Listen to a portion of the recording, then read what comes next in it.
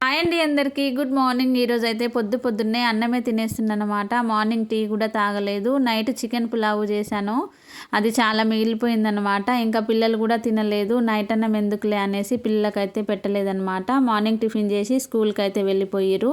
ఇంకా లంచ్ బాక్స్కి కూడా పెట్టలేను కదా, అన్నం ఖరాబ్ అయిపోతుంది ఆ టైం వరకు. అయినా సద్దన్నం ఎందుకు అనేసి ఇంకా నేనే తినేస్తున్నాను అనమాట. ఇంకా లేట్ అయ్యే కొద్దీ అన్నం ఖరాబ్ అయిపోతుందని అయితే నేను అన్నం తింటున్నా. అది కూడా నాన్ వెజ్ ఉంటేనే తింటా, వేరే ఏ కర్రీ ఉన్నా కానీ అస్సలు తినను అనమాట. 12కి అలా తింటాను. ఇంకా ఈరోజు అయితే నాన్ వెజ్ ఉంది కదా అనేసి ఆల్రెడీ మా ఆయన అయితే తినేసి డ్యూటీకి వెళ్ళిపోయారనమాట. మిగిలిందైతే నేను తినేస్తున్నా. ఇంకా ఖరాబ్ అయిపోతే వేస్ట్ అవుతుంది కదా ఎందుకు అన్నట్టు తినేస్తున్నాను.